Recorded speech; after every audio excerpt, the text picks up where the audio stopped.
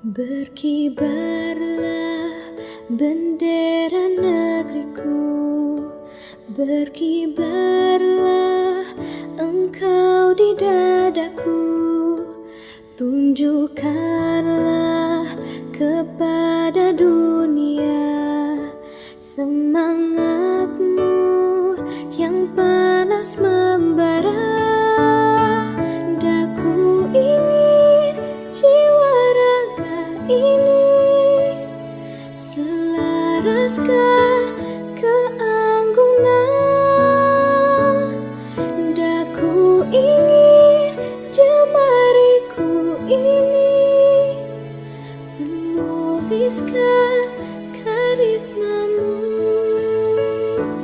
Berkibarlah bendera negeriku, berkibar di luas nuansamu, tunjukkanlah kepada dunia ramah tamah budi bahasamu. Daku ingin kepal tangan. Assalamualaikum Bapak. Waalaikumsalam warahmatullahi wabarakatuh. Bagaimana kabarnya Pak Sugeng hari ini? Alhamdulillah, syukur, binikmatillah atas segala kesempatan yang diberikan. Hari ini Allah memberikan kesempatan untuk kita bisa ketemu di ruang ini dalam keadaan sehat walafiat, dalam rangka menjalankan tugas-tugas yang telah diamanatkan kepada kita sebagai abdi negara dalam rangka untuk mencerdaskan kehidupan anak bangsa. Alhamdulillah, semoga kita semuanya selalu diberikan kesehatan ya Bapak. Amin, amin. Bapak mohon maaf, kami dari calon guru penggerak angkatan 9, saya Bu Nur Laila, dan ini Bu Leni, Pak Mubi dari CGP angkatan 9 dari SMK Negeri Kalitengah. Ini terima kasih atas waktu yang diberikan kepada kami Bapak. Kami mau melakukan wawancara atau berbincang-bincang dengan Bapak begitu, terkait dengan pengambilan keputusan berbasis nilai-nilai kebajikan. Ya, monggo. Ini tentunya Bapak menjadi kepala sekolah sudah lama nih Bapak, nggih? Alhamdulillah sudah berjalan 5 bulan. Bapak, terkait dengan tugas kami di demonstrasi kontekstual ada beberapa pertanyaan yang ingin kami ajukan nih Bapak, nggih? Yang pertama yaitu selama ini bagaimana Bapak dapat mengidentifikasi kasus-kasus yang merupakan dilema etika atau bujukan moral? Terkait dengan kasus di lembaga pendidikan itu dari tahun ke tahun ya hampir sama ya, namun tentunya sebagai pimpinan harus mampu untuk mengidentifikasi tentang kasus-kasus tersebut, apakah memang kasus itu merupakan dilema etika atau mungkin bujukan moral ya, dengan tentunya memperhatikan konflik antar nilai-nilai moral atau kepentingan yang mungkin bisa terlibat dalam sebuah kasus tersebut. Diidentifikasi Bapak. Ya, tentu. Apakah kasus tersebut itu merupakan kasus dilema etika atau bujukan moral? Iya. Pertanyaan yang kedua Bapak, selama ini bagaimana Bapak menjalankan pengambilan keputusan di sekolah, terutama untuk kasus-kasus di mana ada dua kepentingan yang sama-sama benar atau sama-sama mengandung nilai kebajikan?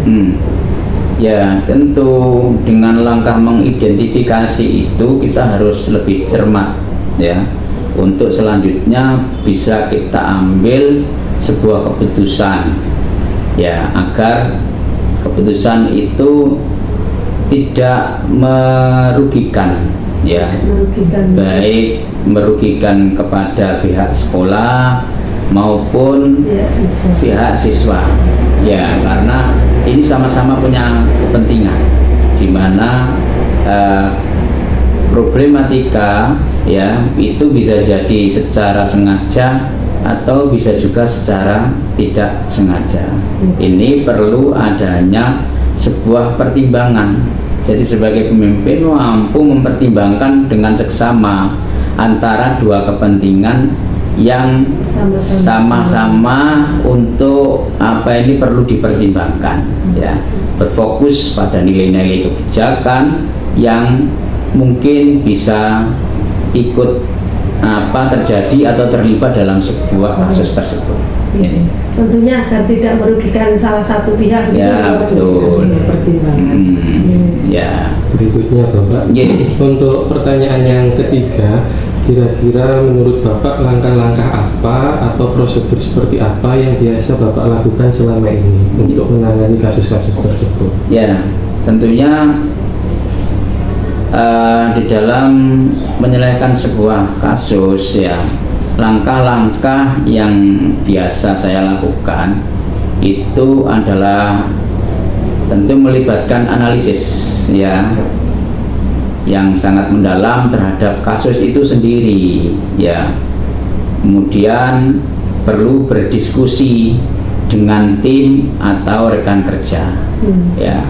Di sini mungkin tinggal kasus itu bidangnya apa, ada wakasek di sini yang bisa kita libatkan, ada tim ketertiban, ya, ada komite, ya, yang semuanya stakeholder ini bisa kita libatkan agar dalam pengambilan keputusan itu tidak salah, ya. Dan yang perlu kita garis bawahi adalah apa yang kita lakukan ini tidak lain adalah dalam rangka mencari solusi terbaik, tidak hanya sekedar menjustifikasi. Ya, betul. Ya, jadi tidak serta-merta ketika kita menghadapi masalah kemudian kita kasih sanksi-sanksi. Justifikasinya itu nanti urutan yang kesekian setelah melalui langkah-langkah, kemudian kita ada konsolidasi dengan tim, ya. Dan tentu yang tidak boleh ketinggalan adalah kita harus tetap berpedoman pada etika atau kode etik yang berlaku. Lalu hal-hal apa saja Bapak yang selama ini Bapak anggap efektif dalam pengambilan keputusan pada kasus-kasus yang dilema etika begitu, atau yang sama-sama benar tetapi harus diambil satu keputusan yang terbaik begitu? Ya, tentu saya harus punya sebuah anggapan, ya, refleksi, dan tentu perlu konsultasi dengan pihak yang terkait, ya, terhadap hal-hal yang efektif dalam pengambilan sebuah keputusan dilema etika. Ya. Ya. Selanjutnya, hal-hal apa saja yang selama ini merupakan tantangan bagi Bapak dalam pengambilan keputusan pada kasus-kasus dilema etika? Ya, tentu ya yang namanya pengambilan keputusan itu ada sebuah tantangan. Ya, tantangan utamanya di dalam pengambilan keputusan adalah dilema etika, ya, yang tentu menyeimbangkan antara kepentingan yang saling bertentangan dan memastikan keputusan yang diambil berdasarkan prinsip-prinsip moral. Ini, ya. Berikutnya Bapak, untuk yang ke-6, apakah Bapak memiliki tata kelola waktu tertentu atau jadwal waktu tertentu dalam sebuah penyelesaian kasus dilema etika? Ataukah Bapak langsung menyelesaikannya di tempat, atau ada prosedur-prosedur tertentu yang perlu Bapak jalankan? Kalau secara schedule, Pak, memang tidak ada. Saya hanya melihat kasusnya. Jadi kalau memang ini kasus itu perlu skala prioritas segera untuk diselesaikan, ya, maka saya akan cenderung untuk menyelesaikan kasus dilema etika secara cepat, ya, secepat mungkin, ya. Setelah tadi dengan adanya beberapa pertimbangan-pertimbangan, ya, kemudian kita ambil satu keputusan. karena namanya kasus itu kalau tidak sesegera mungkin diselesaikan ya itu akan bergulir ibarat bola panas ya, semakin lama bisa semakin digoreng sana sini ya, yang nanti juga bisa malah berdampak tidak baik ya, baik terhadap yang punya masalah maupun lembaga sendiri. Kemudian Bapak, adakah seseorang atau faktor-faktor apa yang selama ini mempermudah atau membantu Bapak dalam pengambilan keputusan dalam kasus-kasus dilema etika? Ya tentu ya, namanya lembaga pendidikan ya itu ada BK ya, ada Wakasek ya. Mungkin jika dibutuhkan, sangat dibutuhkan ya, perlu untuk konsultasi dengan rekan kerja ya, pendekatan tim dan merujuk pada sumber informasi yang dapat diandalkan, tergantung permasalahannya sih ya. Kalau memang permasalahan itu cukup bisa kita selesaikan secara intern ya, kenapa perlu menghadirkan konsultan di luar lembaga kita. Kalau memang itu bisa kita selesaikan sesegera mungkin dengan tim kecil saja, nggak perlu tim besar ya sudah, kita secepatnya kita selesaikan. Ini Bapak, untuk pertanyaan yang terakhir, dari semua hal yang telah disampaikan, pembelajaran apa yang dapat Bapak petik dari pengalaman Bapak mengambil keputusan dalam dilema etika? Ya tentu semua masalah itu yang terpenting itu harus kita ambil hikmahnya ya, dibalik permasalahan-permasalahan itu ya, sebagai wacana refleksi kita ke depan ya, bahwa tentunya harapannya masalah-masalah yang sama tidak muncul, tidak terjadi lagi ya. Kemudian meminimalisir masalah dalam rangka dengan upaya membenahi hal-hal yang memicu permasalahan itu sendiri agar permasalahan tidak berulang-ulang ya. Tentunya ya ini perlu adanya meletakkan sebuah kesadaran terhadap nilai-nilai etika itu sendiri ya, adalah merupakan suatu kunci dalam menghadapi setiap kasus atau dilema etika. Begitu ya. Terima kasih Bapak untuk waktunya atas pengalaman-pengalaman Bapak selama ini, berbagi pengalaman kepada kami PGP Angkatan 9 dari SMK Negeri 1 Kalitengah. Mohon maaf jika ada kata-kata yang salah. Terima kasih. Assalamualaikum. Ya, dan sukses selalu ya. Terima kasih Bapak.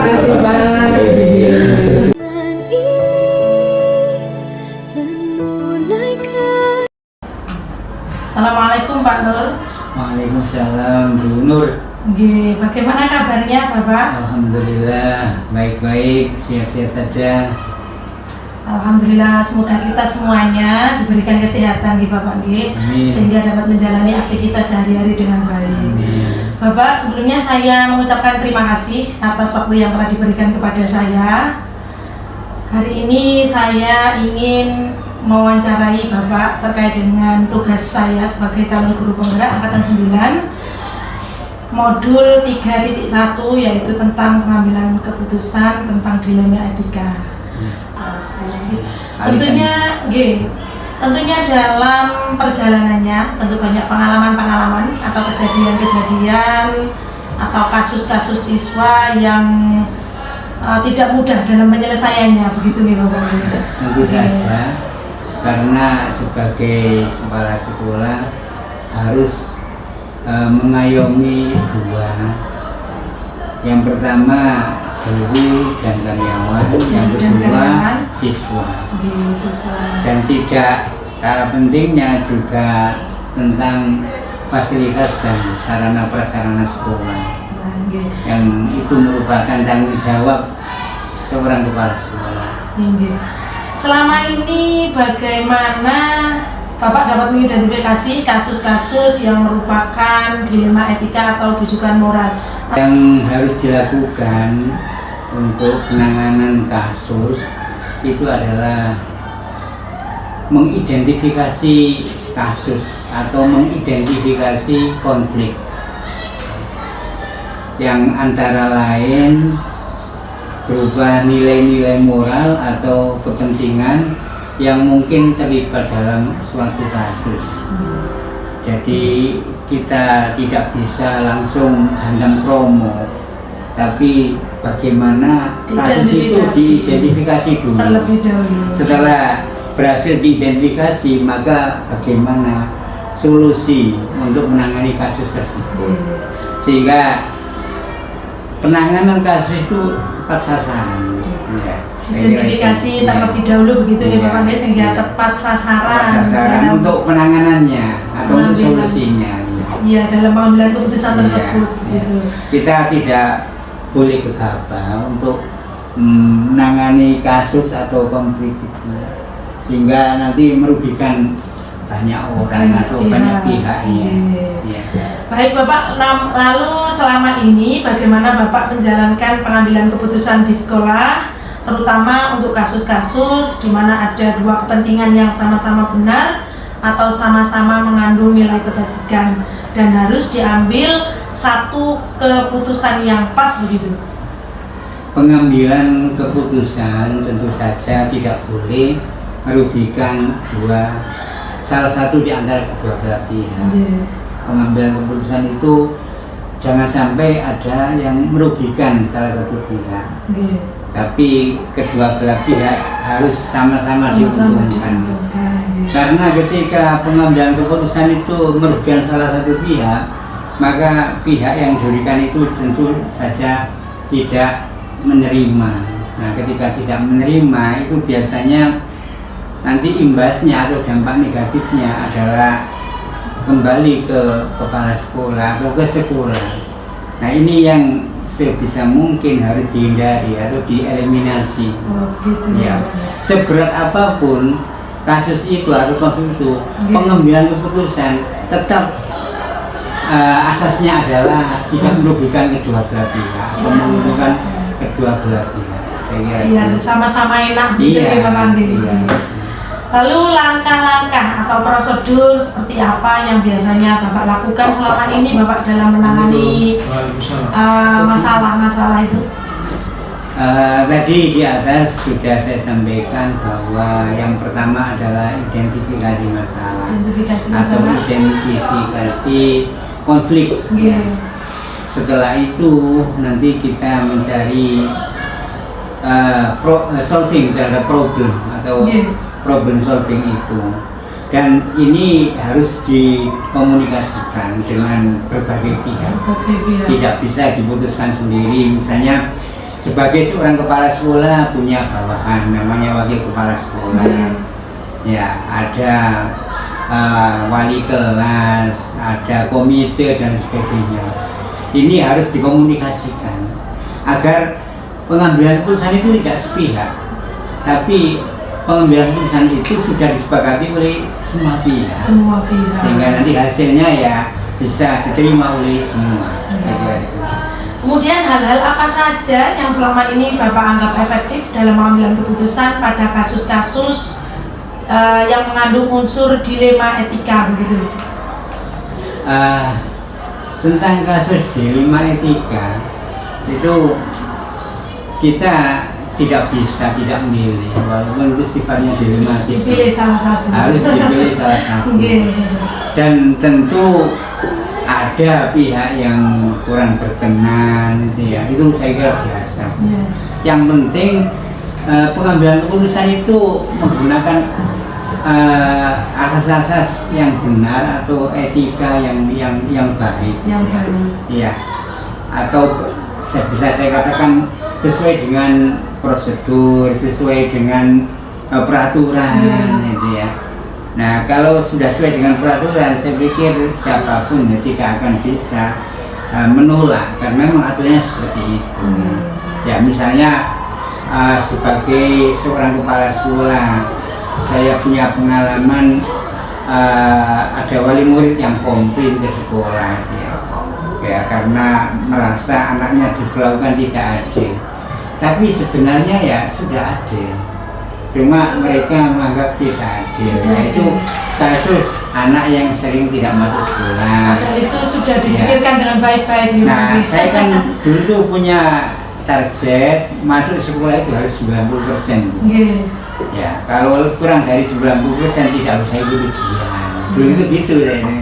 Nah, kebetulan wali murid tadi anaknya sering tidak masuk sehingga persentasenya kurang dari 90%. Ya, otomatis aturannya seperti itu, saya jalannya seperti itu. Ya, kecuali kalau anak tersebut bisa memperbaiki diri. Ya, itu bisa dikondisikan. Lalu hal-hal apa saja yang selama ini menurut Bapak merupakan tantangan dalam pengambilan keputusan pada kasus dilema etika, Bapak? Tantangan terberat dalam pengambilan keputusan, terutama terhadap dilema etika, itu adalah pemahaman. Bagaimana memberikan pemahaman kepada pihak-pihak yang terkait dengan masalah itu.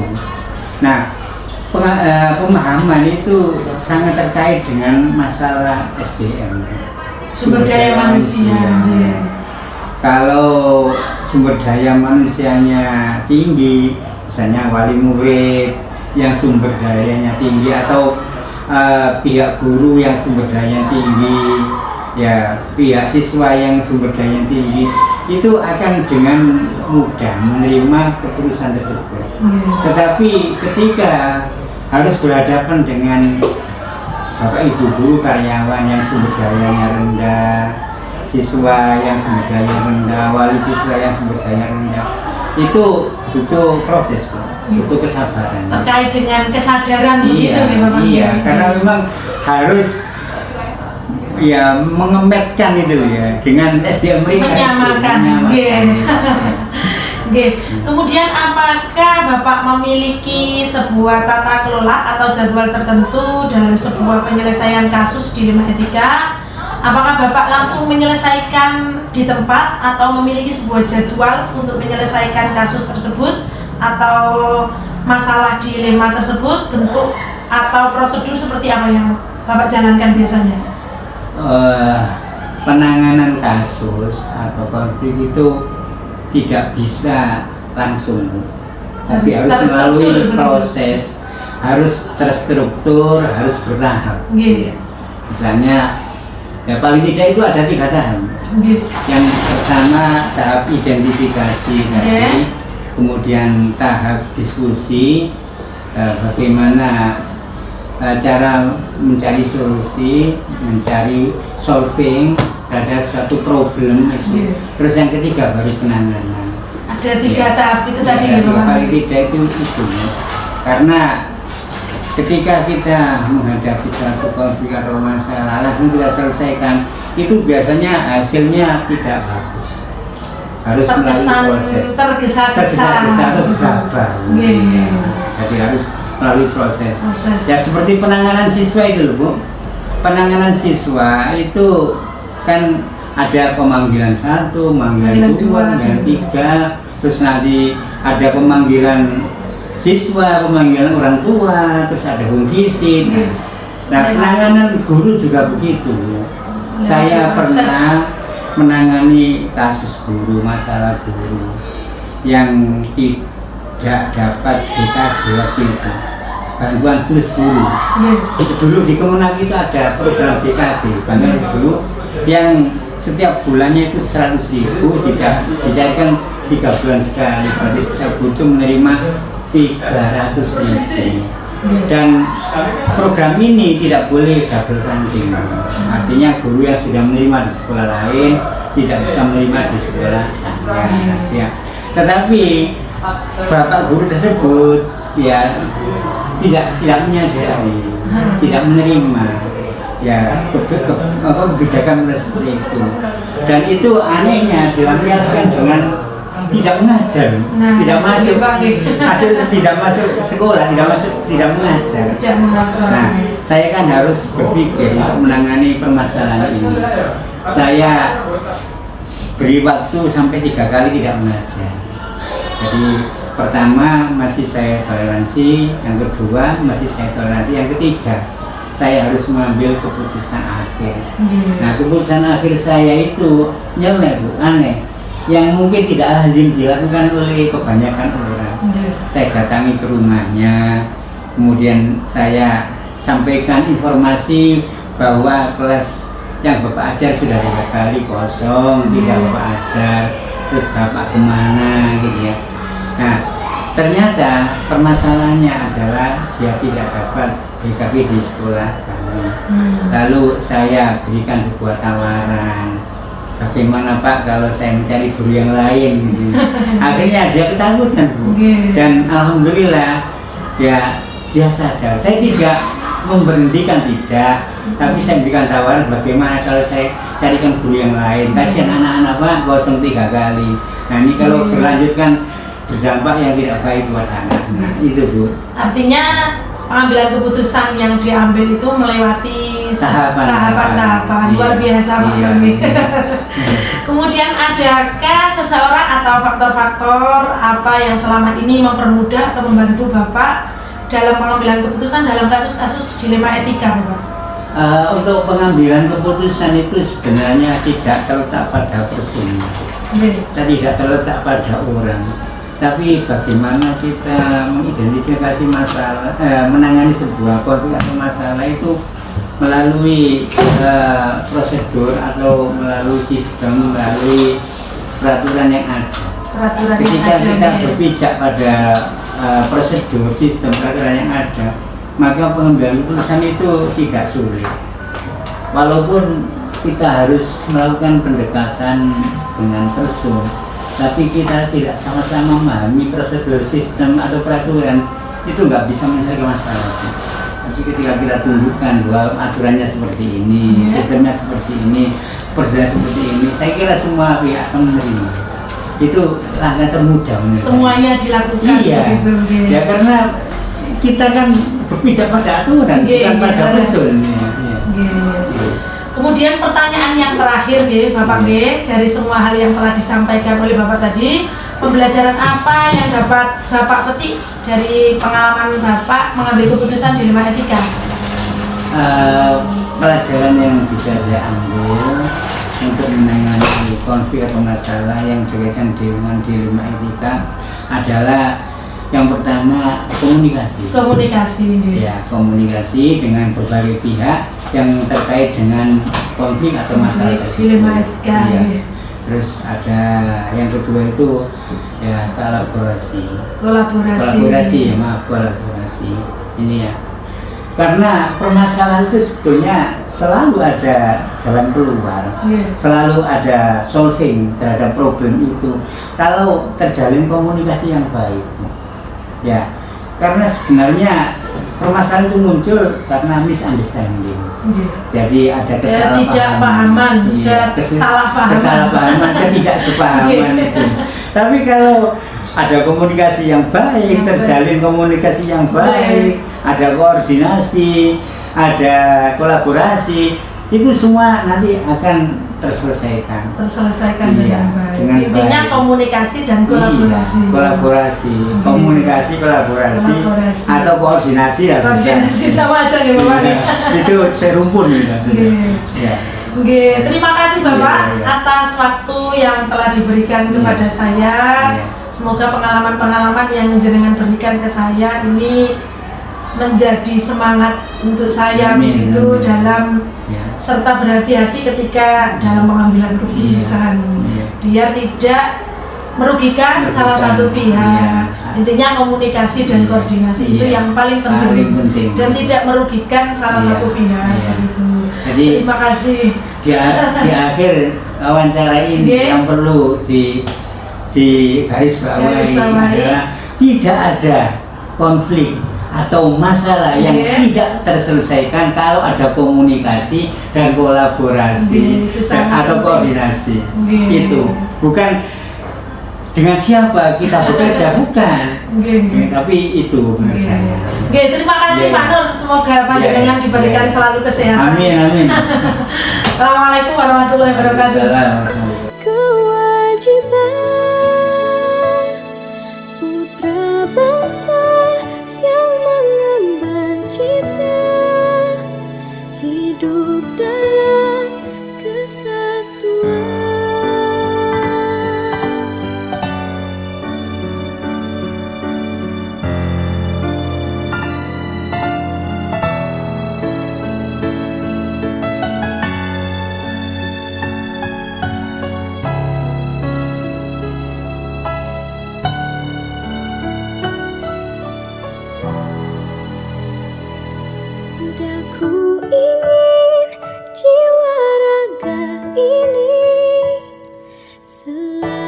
selaraskan keanggunan. Daku ingin jemariku ini menuliskan karismamu. Daku ingin kepatangan ini menunaikan kewajiban putra bangsa yang mengemban cita, hidup dalam kesatuan Indonesia.